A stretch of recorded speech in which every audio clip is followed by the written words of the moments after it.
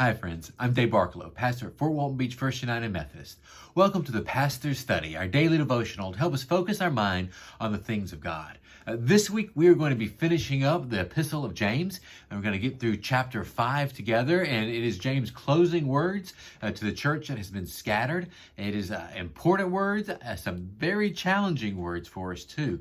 So I want to start right at the very beginning of chapter 5 of the book of James. Come now, you rich people, weep and wail for the miseries that are coming to you. Your riches have rotted, and your clothes are moth-eaten. Your gold and silver have rusted, and their rust will be evidence against you, and it will eat your flesh like fire. You have laid up treasures for the last days. Listen, the wages of the laborers who mowed your fields, which you kept back by fraud, cry out, and the cries of the harvesters have reached the ears of the Lord of hosts. You have lived on the earth in luxury and in pleasure, and you have fattened your hearts in the day of slaughter.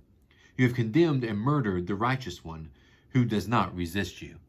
These are some really strong words from James to those who are rich, who have a lot in this life. And in fact, if you listen to it closely, you actually hear echoes of what Jesus said in Matthew chapter 6. This is verses 19 through 21, where Jesus talks about riches. Jesus says, do not store up for yourselves treasures on earth. James says, you have stored up treasures on earth for yourself, where moth and rust consume and where thieves break in and steal. You heard James say that their fine clothes are moth-eaten and that the rust of their gold will be as a testament against them. And then James loves them some fire, right? It is like, it burns your flesh like fire, the rust of your riches. Jesus goes on to say, but store up for yourselves treasures in heaven, where neither moth nor rust consume, and where thieves do not break in. For where your treasure is, there your heart will be also.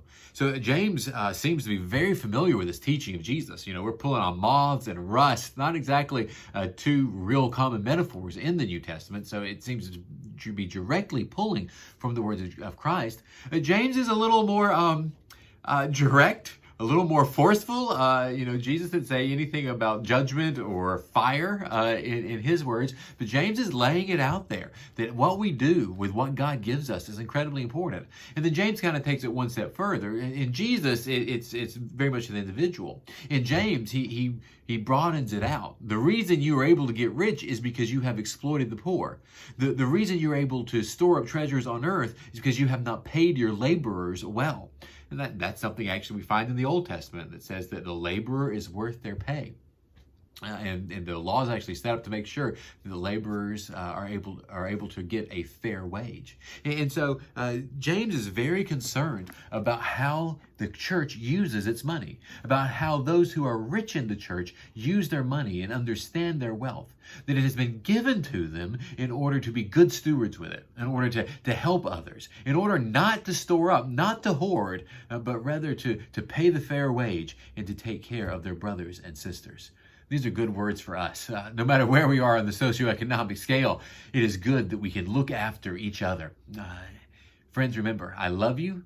Take care of yourself and shine the light of Christ.